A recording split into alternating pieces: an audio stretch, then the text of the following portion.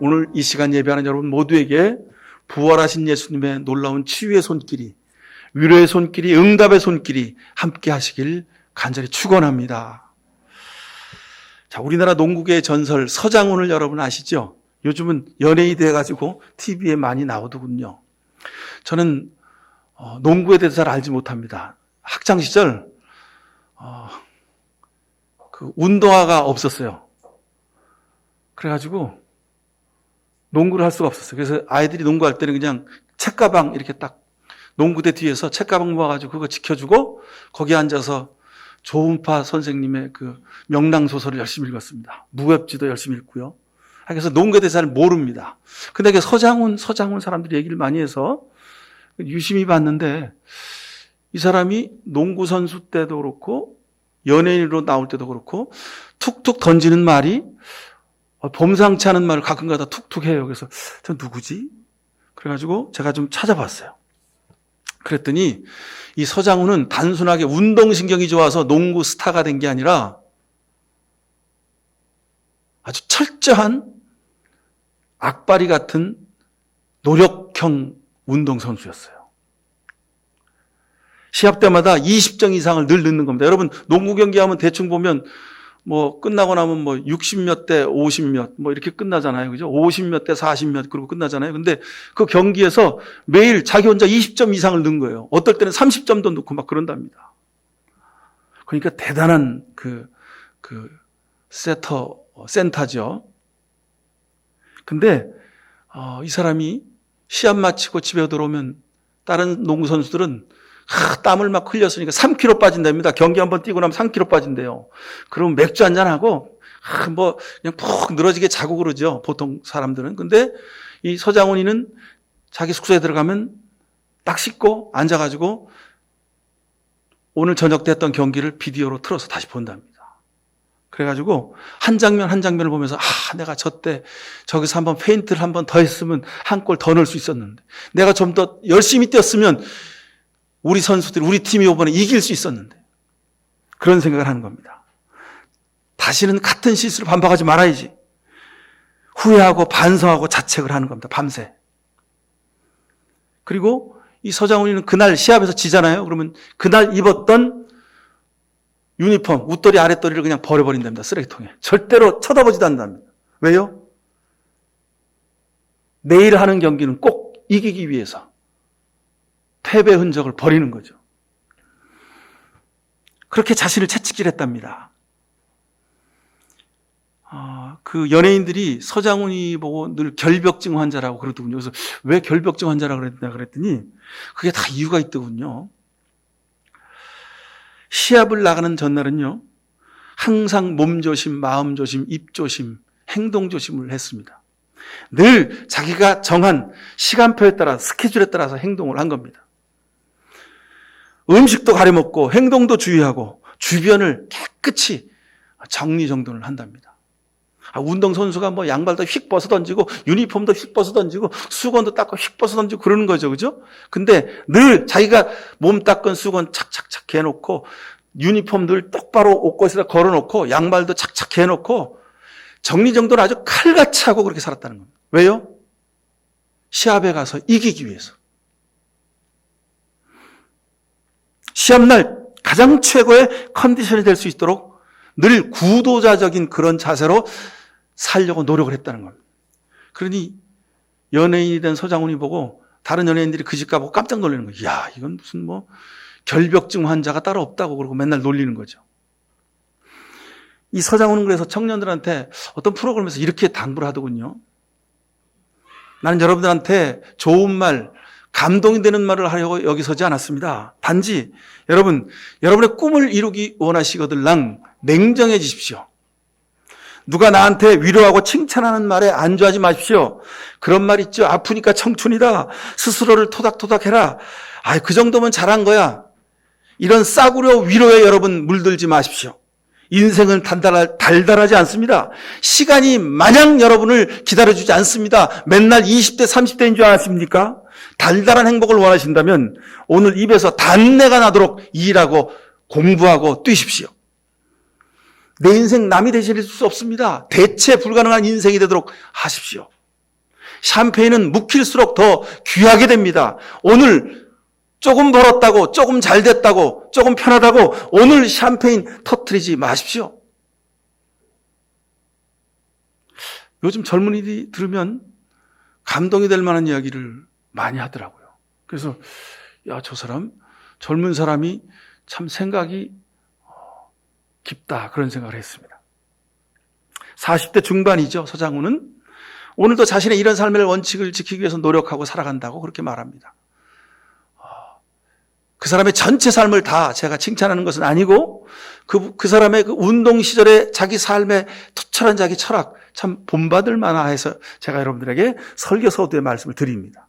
그런데 우리는 여기서 이 말씀 앞에서 한 차원 더 깊이 내려갈 수 있어야 합니다. 내 삶의 주인은 내가 아니라는 겁니다. 자신의 철저한 노력과 더불어 우리가 가져야 할 자세, 그것은 하나님이 내 삶의 주인이고 하나님이 도우셔야 내 꿈을 이룰 수 있다는 고백, 기도하는 삶의 자세, 여러분 이것을 꼭 가지고 사실 수 있기를 간절히 축원합니다. 세상에 두 종류의 사람들이 있습니다. 이 두 종류의 사람들의 특징은 이겁니다. 한 사람은 자기가 늘 판단하며 사는 사람입니다. 늘 자기 주장과 생각이 옳다고 결정하며 그대로 믿고 살아가는 사람입니다. 대부분 다 그렇습니다. 근데 여러분, 예수님은, 그리스도인은, 하나님의 사람들은 내 주장이 반드시 옳은 것이 아니구나 라고 무릎 꿇고 십자가 밑에 무릎 꿇어 하나님의 판단을 구하는 사람, 이런 사람이 있습니다. 여러분, 내 판단대로 사는 사람과 기도하며 하나님의 판단을 구하는 사람과 이런 두 부류의 사람이 세상에 산다는 겁니다. 눈에 보이는 것을 따라 사는 사람과 눈에 보이지 않지만 영적인 가치를 추구하는 사람, 이런 두 부류의 사람이 있다는 겁니다. 자, 여러분, 우리는 어떤 부류의 사람일까요? 자, 지난주 중에 우리가 성경 통독을 한 부분이 사무엘상 마지막 부분과 사무엘하 지금 10장까지 이렇게 쭉 읽어가고 있습니다. 보면은 사울과 다윗의 이야기가 그 스토리의 중심에 있습니다. 사울과 다윗이 갈등하고 도망다니고 죽이려 하고 그리고 전쟁에서 결국은 사울이 전사하고 마는 그런 안타까운 장면들이 쭉 기록되어 있는데 그것을 읽고 또 읽고 또 읽으며 하나님이 제게 주신 감동을 오늘 여러분에게 증거하려고 합니다. 매일마다 여러분에게 목양 만나를 써서 보내드리죠. 어떨 때는 성경을 한 번 읽었는데 두 번, 10번 읽었는데도 오늘은 뭘 쓰지? 머리가 텅 하얗게 될 때가 있습니다. 그러면 여지없이 그냥 컴퓨터 앞에서 눈 감고 가만히 하나님의 도우심을 구합니다. 하나님, 오늘 만나를 제게 주십시오. 만나를 제게 해주십시오. 성경에 다 아는 이야기죠. 다 아는 이야기가 써 있는데 정말 하나님이 오늘 제게 영적인 양식을 주셔야 제가 우리 교우들에게 이 말씀을 나눌 수 있습니다. 하나님 주십시오. 그걸 여러분들에게 보내드리는 겁니다. 어느 날은 30분 안에 써지기도 하고 어느 날은 2시간 지나도 안 써지기도 합니다. 좀 늦으면 우리 목사님이 오늘 잘 안 써지나 보다 그렇게 생각하시면 됩니다. 아니면 오전에 급한 신방이 있거나. 자, 사울과 다윗의 그 관계 속에서 하나님이 우리에게 어떤 영적인 깨달음을 주시는지 보십시오. 자, 성공학 자기 개발서들이 많이 있습니다. 근데 이 사람들이 한결같이 주장하는 말은 주인의식을 가지고 살아라 이렇게 말합니다. 여러분, 맞습니다. 주인의식을 가지고 일하고 주인의식을 가지고 공부하고 주인의식을 가지고 세상에서 살아야 우리가 성공할 수 있습니다. 근데 여러분, 이 주인의식 때문에 부작용도 많습니다. 전부가 다 자기가 주인이래요. 여러분, 주인은 하나입니다. 주인은 하나입니다. 모두가 내가 주인공이 되길 원합니다. 여러분, 영화의 주인공이 여러 때면 어떻게 합니까? 그 영화는 실패하는 겁니다. 주인공은 한 사람인 것입니다. 스포트라이트를 받는 사람은 그 연극에 딱 무대에 한 사람으로 결정되어 있습니다. 그래야 그 연극이 스토리가 분명해지고 기승전결이 뚜렷해지고 그리고 그 연극의 스토리가 분명히 전달됩니다. 그러면 그 연극의 관객들이 모이게 되는 겁니다. 그 연극은 성공하는 겁니다. 근데 세상 사람이 전부가 다 자기가 다 주인공이라는. 그래서 자기 마음대로 하죠. 여러분, 세상 사는데 늘 내 마음대로 할 수 있습니까? 내 마음대로 못할 때가 더 많죠. 그죠? 내가 주인공이어야 합니까? 100% 아니죠. 내가 주인공이 아닐 때도 많습니다. 대부분 내가 조연, 엑스트라도 감당할 때도 많이 있는 거죠. 근데 사람들 전부가 다 자기가 주인공으로 살려고 합니다. 이것의 극단적인 병폐가 뭐냐면 대접받으려고 하는 거예요. 내가 주인공이니까 날 대접해 주라는 거예요. 날 알아주라는 거예요. 여러분, 영화의 엑스트라가 주인공처럼 대접받으면 어떻게 됩니까? 그 영화는 망하는 겁니다. 엑스트라는 그냥 엑스트라 1, 2, 3, 4 그리고 뭐 순경, 구멍가게 아저씨 뭐 이렇게 다 그냥 그러고 지나가는 겁니다. 그렇지만 그 조연들이 착착착착 짜여서 잘 돌아갈 때 그 영화는 짜임새 있게 성공하는 영화가 되는 거죠. 모든 일에 자기가 주도권을 쥐려고 하는 사람들이 있습니다. 여러분, 이거 큰일입니다. 여러분, 집안의 주도권은 누가 있습니까? 남편이 주도권이 있습니까? 아내가 주도권이 있습니까? 여러분 가정에 누가 주도권이 있습니까? 남편도 아내도 주도권이 아닙니다. 우리 가정의 주도권은 하나님에게 있습니다. 여러분, 인생의 주도권을 누가 잡고 있습니까? 목사님 저죠. 제가 주도권을 잡고 삽니다. 아닙니다. 내 인생의 주도권도 내 인생의 주인공도 하나님이 되심을 고백하실 수 있길 축원합니다. 살다 보면 내 생명도 인생도 살아온 경험 모든 것을 다 돌이켜보면 이게 내게 아니구나 하는 생각을 우리가 하게 됩니다. 하나님 앞에 무릎 꿇어 기도하면 할수록 그런 생각이 더욱더 깊이 듭니다. 여러분, 내 생명, 내 건강, 내가 이루어놓은 것들 이거 내가 한 게 아닙니다. 하나님이 하신 겁니다. 한마디로 여러분, 종의 의식을 가지고 사십시오. 뭐 영어로 서번트십 그러잖아요. 내가 종된 것을 잊지 말고 사셔야 합니다. 사도 바울은 항상 예수 그리스도의 종된 나 바울은 그러면서 목회 서신을 늘 써갔습니다. 예수 그리스도의 종된 나 바울은 종된 나 바울은 나는 예수님의 종이다. 늘 그 생각으로 사도 바울은 살았습니다. 오늘 성경은 다시 이것을 우리에게 깨우쳐주고 있습니다. 내 인생에 내 자리에 내가 하는 일의 주인은 네가 아니라 바로 나다 하는 것을 하나님이 깨우쳐주고 계십니다. 근데 자기가 주인인 줄로 착각하다가 망한 사람의 이야기가 오늘 성경의 앞부분에 있습니다. 그게 누구냐면 사울입니다. 오늘 이 시간 사울과 다윗의 삶의 모습을 보면서 영적으로 결단하실 수 있길 바랍니다. 사무엘상 15장 19절에 보면 사무엘이 사울왕에게 이렇게 말합니다. 왜 주님께 순종하지 않고 악한 일을 했습니까? 물었더니 단지 나는 다만 선지자님이 좀 늦게 오시길래 그냥 전쟁하기에 빨리 나가야 됐는데 시간이 없어가지고 제가 그냥 했지 않습니까? 그게 무슨 큰 죄가 됩니까? 그렇게 말합니다. 근데 여러분, 사울의 가치의 기준이 보이는 말입니다. 단지, 다만 이렇게 말하죠. 하나님 말씀이 기준이 아니라 자기 생각이 기준이라는 겁니다. 급하면 내가 할 수 있다는 겁니다. 여러분, 급해도 내가 할 일이 있고 하나님이 하실 일이 있습니다. 급할수록 내가 하면 안 되고 하나님이 하셔야 합니다. 근데 우리는 급하면 기도하는 일을 생략하고 내 멋대로 내 마음대로 판단하고 막 일을 추진해가고 벌립니다. 나중에 어떻게 됩니까? 일이 헝클어지고 힘들어지고 다 막 꼬여가지고 어떻게 풀어야 될지 풀 수가 없는 지경이 이릅니다. 그때 되면 이제 하나님 앞에 하나님 도와주세요 하는 경우가 많습니다. 여러분, 급할수록 하나님께 묻고 기도하고 결정하십시오. 이게 사울의 죄임.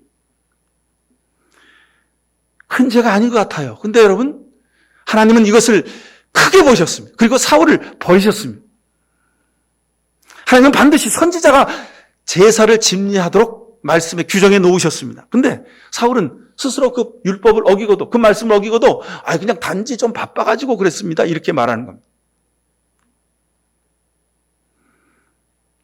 사무엘은 이런 사울에게 순종이 제사보다 낫고 말씀을 따르는 것이 숫 양의 기름보다 나은 것을 모르셨습니까? 이렇게 말합니다. 사울은 자기가 왕이니까 자기 마음대로 좀 해도 될 줄로 알았습니다. 자기는 능력이 있으니까 바쁘면 좀 자기 뜻대로 해도 하나님이 그냥 못 본 채 넘어가 주실 줄 알았습니다. 여러분, 신앙생활에 있어서 가장 경계할 것이 이것입니다.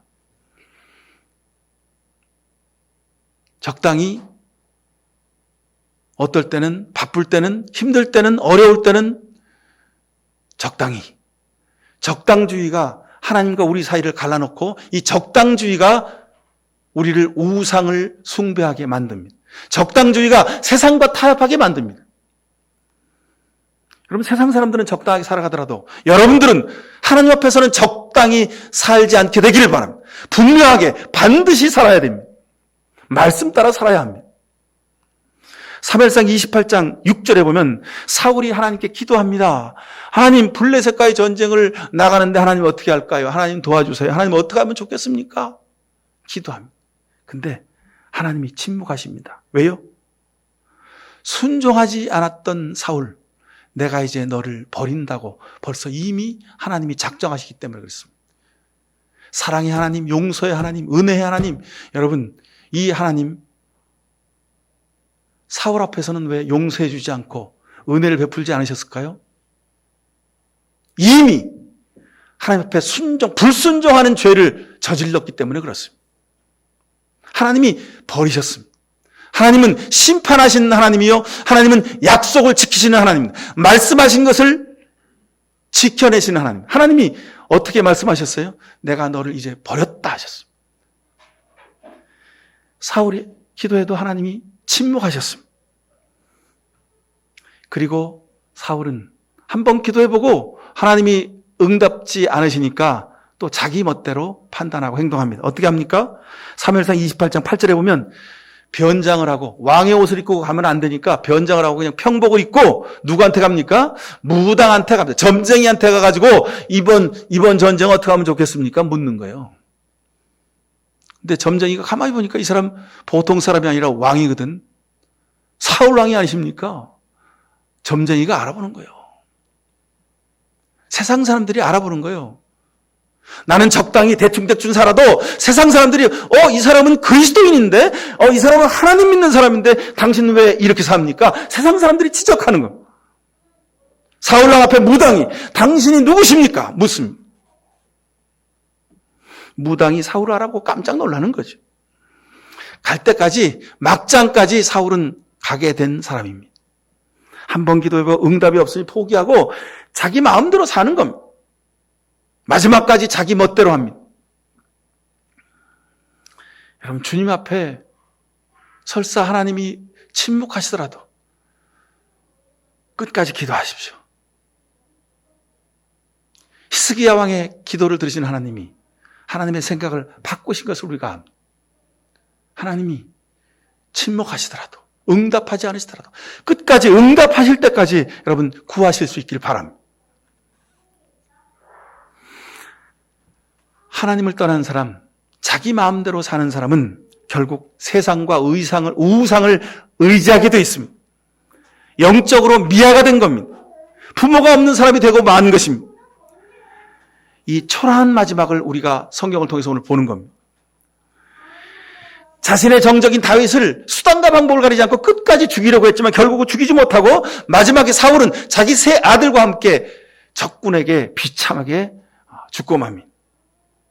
순종을 모르는 사람의 결말입니다. 자기만을 의지했던 사람들의 마지막 최후의 모습입니다. 여러분, 다윗을 보십시오. 사무엘상 24장 6절에 보면 다윗이 이렇게 말합니다. 내가 감히 손을 들어서 주님께서 기름 부어주신 왕을, 우리 임금님을 내가 죽이겠느냐. 주님께서 내가 그런 일을 하지 못하도록 나를 막아주시기를 바란다. 사무엘상 26장 11절에도 주님께서 기름 부어 세우신 왕을 내가 죽일 수는 없다. 머리맡에 있는 창과 물병만을 가지고 나가자. 다윗은요, 자기를 그렇게 죽이려고 괴롭혔던 사울 왕을 죽일 수 있는 절호의 기회를 2번씩이나 갖게 됩니다. 거기서 자기가 칼을 들어서 찌르기만 하면 사울 왕을 죽이고 자기가 정권을 장악할 수 있는 기회를 갖게 되는 겁니다. 근데 2번씩이나 다윗은 그런 최고의 기회를 맞이했음에도 불구하고 내가 어찌 하나님의 기름 부으신 왕을 내 손으로 죽일 수 있단 말이냐? 그럴 수 없다. 그냥 그 머리맡에 있는 물병하고 창만 가지고 나오자. 옷자락만 잘라가지고 나오자. 그리고 나옵니다. 무슨 얘기입니까? 다윗은 자기의 이익을 위해서 정치적인 판단을 하지 않았다는 겁니다. 여러분, 세상 사람은 전부 다 정치적인 판단을 한다고 그랬습니다. 다윗도 그럴만 했습니다. 세상 모든 사람들이 다 알았습니다. 그래서 세상 사람들이 한 말이 사울은 천천히요, 다윗은 만만이라 그랬습니다. 사울 왕이 어떻게 해서든지 다윗을 죽이려고 하는 것을 다 알았습니다. 그 아들 요나단도 알았습니다. 그런데 다윗은 정치적인 선택을 하지 않고 사울 왕을 죽이지 않고 그 자리에서 물러나옵니다. 사울 왕을 죽일 수 있는 기회가 있었지만 다윗은 사울 왕을 죽이지 않고 그리고 주님께 맡겨드립니다. 자신이 왕이 될 수 있는 방법은 사울 왕을 죽이는 것이 아니라 하나님의 손길에 달려있음을 다윗은 알았습니다. 여러분, 이것을 아셔야 됩니다. 내가 세상에서 성공하고 출세하고 내가 높은 자리에 오르고 내가 편안하게 살 수 있는 행복한 삶을 살 수 있는 비결은 내가 잘해서가 아니라 하나님의 손에 달려있음을 믿고 사실 수 있길 축원합니다. 중요한 것은요, 내가 현실적인 선택을 하는 것이 중요한 게 아니라 하나님 편에 서는 것, 하나님의 종으로 사는 것이 더 중요합니다. 바로 이것이 다윗의 영적인 선택이었습니다. 사무엘상 곳곳에 다윗의 믿음을 보여주는 구절들이 많습니다. 대표적으로 두 군데를 보면 사무엘상 3장 2절에 보면 주님께 기도하는 다윗의 모습이 있습니다. 전쟁을 하러 나가기 전에 다윗이 기도합니다. 하나님, 블레셋과의 전쟁을 어떻게 하면 좋을까요? 하나님이 가서 싸워라. 내가 너와 함께 하겠다 하십니다. 그리고 나와서 기도하고 나와서 이제 전쟁을 출정하려고 했더니 부하들이 아닙니다. 지금은 때가 아닙니다 하고 반대를 하는 겁니다. 아, 그래? 너희들이 반대하냐? 알았다. 기다려봐라. 그리고 다시 돌아가서 무릎 꿇고 다시 기도합니다. 하나님, 저들이 반대하는데 어떻게 하면 좋을까요? 블레셋을 치러 나가야 됩니까? 그때 하나님이 나가라. 블레셋을 너의 손에 맡겨주겠다. 두 번째 하나님이 응답하십니다. 그 응답을 듣고 다윗이 나갑니다. 이제 하나님께 다시 기도했는데 하나님이 나가라 하신다. 나가자. 부하들도 더 이상 반대하지 못합니다. 그리고 전쟁에 나가서 대승을 거둡니다. 사무엘하 2장 1절에 보면 사울이 죽고 난 뒤에 다윗이 바로 사울의 왕궁으로 그냥 무혈 입성하면 되는 겁니다. 반대하는 사람 몇 사람 죽이고 그냥 입성하면 되는 거예요. 그런데 바로 가지 않고 다윗이 기도합니다. 하나님, 유다의 성읍으로 올라가도 되겠습니까? 어느 성읍으로 올라가야 할까요? 다윗이 주님 앞에 무릎 꿇고 기도합니다. 그랬더니 하나님이 헤브론으로 가거라 하고 말씀해 주십니다. 이렇게 다윗은 늘 모든 일을 행하기에 앞서서 하나님께 기도하고 행동했던 사람입니다. 이것이 다윗의 믿음의 모습입니다. 다윗은 이렇게 사울과는 영적으로 비교할 수 없는 사람이었습니다. 결정적인 순간이 왔음에도 불구하고 자기 판단대로 하지 아니하고 하나님의 의를 구하고 하나님께 맡겼습니다. 그리고 기도했습니다. 그리고 하나님의 결정을 기다렸습니다. 여러분, 살다가요 결정적인 순간이 많이 옵니다. 여러 번 옵니다. 여러분, 그때 꼭 기억하십시오. 다윗을 기억하십시오. 기도하고 결정하십시오. 아, 당연히 오른쪽으로 가야겠구나. 아, 당연히 왼쪽으로 가야지. 여러분, 가야 될 선택이 분명하는 순간이 올 겁니다. 여러분, 그때 기도해야 돼요. 여러분, 다른 사람은 오른쪽으로, 다른 사람은 왼쪽으로, 다른 사람은 뒤돌아가는 것이 옳은 줄 모르겠습니까? 당연히 그런 결정을 해야 되는 시점이 오면 그때 여러분 기도하십시오. 그때야말로 기도해야 될 때입니다. 하나님은 결정적인 순간에 우리를 보시는 겁니다. 아, 너한테 불리함에도 불구하고 내가 이런 결정을 했어? 너한테 어려운 순간이 올지도 모르는데 내가 이런 결정을 했어? 하나님이 여러분을 보시는 겁니다. 그렇지 않습니까? 사울왕을 죽일 수 있는 기회가 2번이 있었어요. 거기서 죽이면 그냥 문제가 깨끗이 해결되는 거예요. 그냥 바로 왕좌로 직행하는 겁니다. 권력을 거머쥘 수 있는 거예요. 근데 다윗은 그걸 버렸습니다. 그런 정치적인 선택을 버렸어요. 그리고 하나님한테 맡기는 영적인 선택을 합니다. 하나님은 그것을 본 겁니다. 다윗의 영적인 선택을 보신 겁니다. 다윗이 하나님이 주인이심을 고백하고 있음을, 다윗의 중심을 하나님이 보신 겁니다. 당연히 나한테 이득이 되고 당연히 내가 큰 성공을 거둘 수 있는 길이 있거들랑, 여러분 그런 결정을 할 일이 있거들랑, 여러분 기도하십시오. 살다 보면 뭐 저런 사람이 다 있어. 정말 여러분 막 욕이 나오는 그런 경우, 그런 사람을 만날 때가 있습니다. 은혜를 원수로 갚는 사람을 만날 때가 있습니다. 찌질하고 탐욕적인 사람과 맞닥뜨리면 여러분 어떻게 하시겠습니까? 다윗은 어떻게 했는지를 여러분 보십시오. 사무엘하 1장 17절에 보면 다윗은 이렇게 했습니다. 사울왕이 죽었다는 소식을 접합니다. 그랬더니 다윗이 이렇게 말합니다. 사무엘하 1장 17절에 다윗이 사울과 그의 요나단의 죽음을 슬퍼하며 조가를 지어 부르고 그랬습니다. 다윗이 흘린 눈물을 보며 그 믿음의 깊이와 그 인품을 우리가 미루어 짐작할 수 있습니다. 사울이 적군의 손에 죽었으니 얼마나 속이 시원하고 고소하겠습니까? 아이고 할렐루야! 하나님께 영광! 그리고 그냥 찬송을 부르겠지요. 근데 다윗은 그러지 않았습니다. 다윗의 마음은 달랐습니다.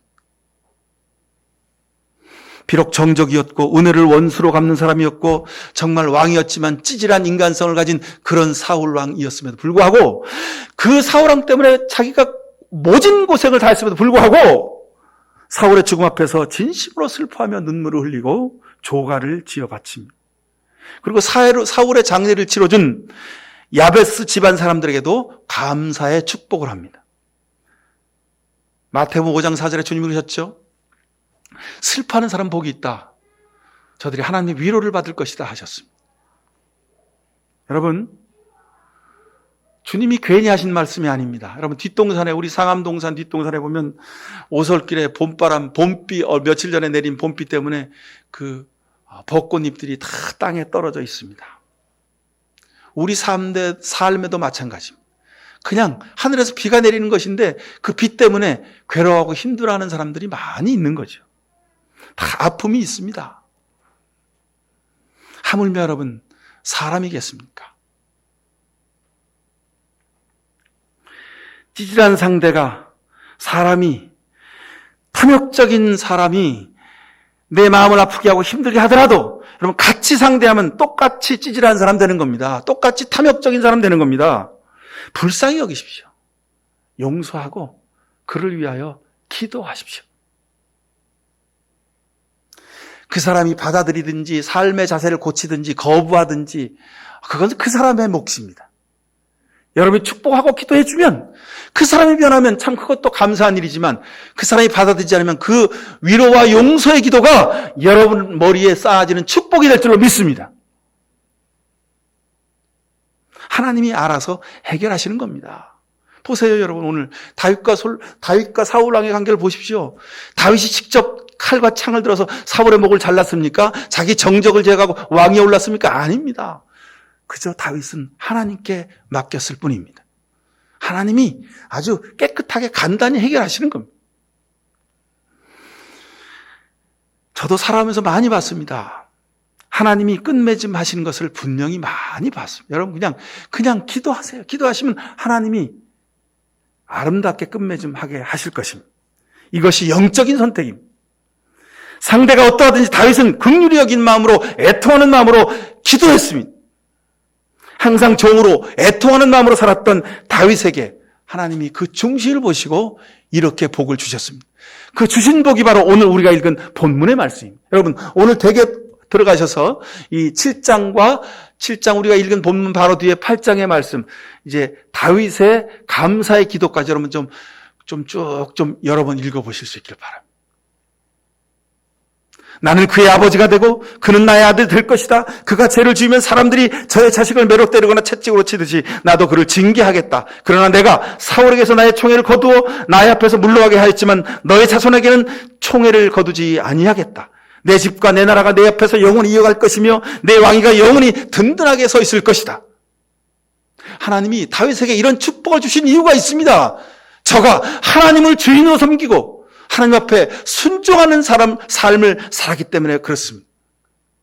자기 손으로 해결하는 것이 아니라 하나님께 맡기고 하나님의 결단을 따라서 살아가는 사람이었기에 하나님은 그 다윗의 가문에 복을 예비하시고 약속하시고 내려주셨던 겁니다. 다윗의 가문에서 누가 났습니까? 예수 그리스도가 나셨습니다. 다윗의 가문이 온 세상을 구원하는 복을 허락해 주셨습니다. 바라건대 우리 목양교 성도들의 가정가정마다 이런 역사가, 이런 복이 임하실 수 있기를 간절히 축원합니다. 나로 인해서 식구들 간에 웃음이 넘치고, 나로 인해서 형제자매 간에 기쁨이 되고, 나로 인해서 공동체 안에 위로와 배려가 넘치게 되길 바랍니다. 우리를 통해서 가문과 이 나라 이 백성 사이에 시온의 대로가 열리게 되길 바랍니다.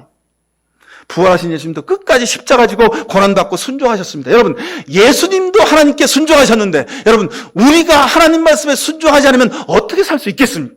여러분, 우리가 복받는 길은, 우리가 세상에서 행복하게 사는 길은 이거밖에 없습니다. 하나님 말씀 앞에 순종하십시오. 예수님이 축복의 통로가 되신 것, 십자가를 통해서 가능했습니다. 이것은 바로 순종입니다. 여러분, 축복의 통로가 되십시오. 자녀들이 나를 통하여 세상에서 성공하고 복된 사람들 되길 바랍니다. 나를 통해서 우리 가문이, 나를 통해서 우리 교회가, 나를 통해서 이 나라의 민족이 하나님의 복을 받게 되길 바랍니다. 여러분이 그런 축복의 통로, 축복의 도구로 쓰임받게 되기를 간절히 축원을 드립니다. 여러분, 이 시간 가슴속에 이렇게 손을 얹고 눈을 감고 한번 함께 우리 기도를 따라 하십시다. 오 나의 하나님, 언제나 순종함으로 영적인 선택을 하게 하소서. 언제나 우리 아버지가 되셔서 보호하시고 우리를 축복의 통로가 되게 하소서. 예수님의 이름으로 기도드립니다. 아멘. 이 세상 사는 동안 다윗처럼 억울한 일을 당하고 불이익을 당하고 사지에 몰릴지라도 오직 하나님을 의지하며 정치적인 선택이나 결단하지 아니하고 오직 영적인 선택, 믿음의 선택을 함으로 하나님이 주시는 복과 은혜를 자손대대로 누리길 결단하는 이 시간 머리 숙인 모든 주의 백성들 머리 위에 하나님 아버지 약속하신 그 귀한 복과 예수 그리스도의 십자가의 보혈의 은혜와 지금도 우리 곁에서 감화감동하시며 지혜를 주시고 은총을 내려주시는 성령의 복 내리심이 이 시간 머리 숙인 모든 주의 백성들과 저들의 자녀와 가문과 땀 흘려 일하는 일터 위에 그리고 이 나라 민족의 역사 위에 영원히 함께해 주시옵기만을 간절히 축원하옵나이다. 아멘.